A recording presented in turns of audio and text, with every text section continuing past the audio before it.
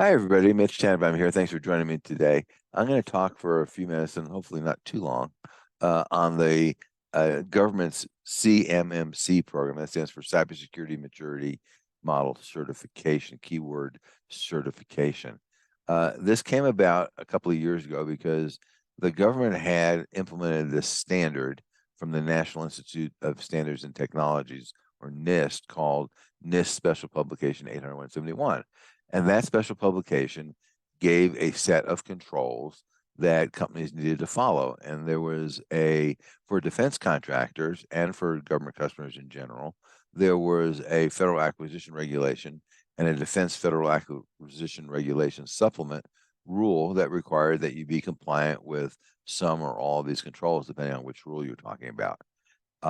What they discovered is that people were saying they were compliant, and they probably didn't even really understand what the controls were that they were saying they were compliant about. But since nobody was checking, they didn't really care, and they just kind of went about their business and signed the contract and moved on. That as breaches continued to happen, both the Defense Department and private industry said, I think we need to go off and figure out a better way.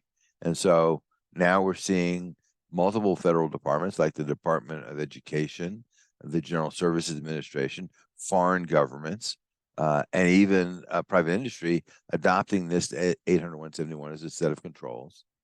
And CMMC is a certification process where a third-party certifier comes in and says, hey, you really are doing these things that you're doing for all the different environments that you run. You know, if you run Macs, if you run Windows, if you run Linux, if you have stuff in the cloud, all those environments need to be included.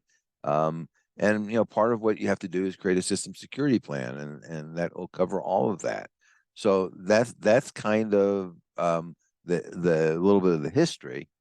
The rollout is that as of December 2017, companies that had a particular clause in their contract, DFARS 252.204-7012, had to certify that they were compliant.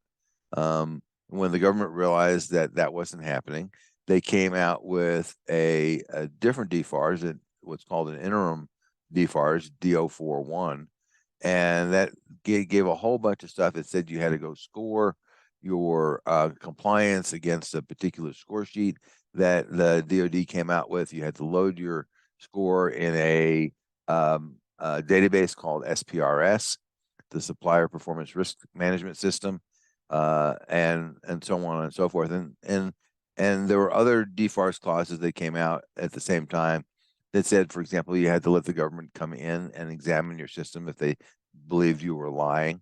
But all this boils down to, at some point in time in the near future, you're going to need to go off and be certified. If you're doing defense work, or if you're not doing defense work, you're doing other government work, or maybe even private industry work.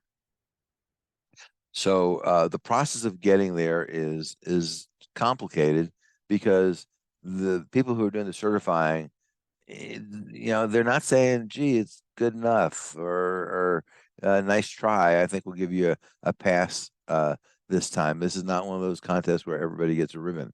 And I think a lot of people are going to wind up failing. You've got to have your documentation in order. It's got to be complete. It's got to be for all the different environments. You got to be able to explain it. And what we're seeing is, for the next version of CMMC, we're expecting the rules to come out in March of 2023. Assuming the government gets what's called interim final authority, these rules can go into effect in May, 2 months later, 60 days later, and they can start putting them in RFPs. Now, that won't affect any existing contracts, with one caveat, which is the government can come in and do a contract mod. In their case, they're going to say it's a zero cost mod. You can argue with that, and we'd like to give you some advice before you do that. That says this existing contract now has to be compliant with this new interim final rule. So that could be as early as May of this year. It could be as late as March of next year. But it's going to happen. And the government's going to roll it out slowly over a number of years, probably pretty slowly at first, but it's going to take you at least a year to get ready. And so it would be really smart to go off and start now, and do the 800-171 stuff, which doesn't require third-party certification, but you're starting to get your documentation in order, you're starting to understand the process, et cetera, et cetera. And then at the point at which you'll need to be certified, there will likely be a waiting line to do that, just because there's not a lot of certifiers out there. And assuming that you're ready to get certified, assume at least 6 months that it's going to take you to get certified, and that's just because of the long list of people that are there.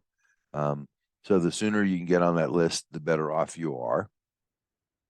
And then you will have the ability to go say that you're CMMC certified. There will be contracts where you will not be awarded the contract if you are not certified. So understand that. Exactly how quickly, how many, we don't know. But it's going to be the luck of the draw in some sense, because nobody knows what the Pentagon's decision-making process is going to be to decide which contracts are going to require CMMC certification first. If you have questions, and I suspect you do, feel free to reach out to us. Thanks. Turnkey Cybersecurity and Privacy Solutions offers the complete cybersecurity program for small to medium-sized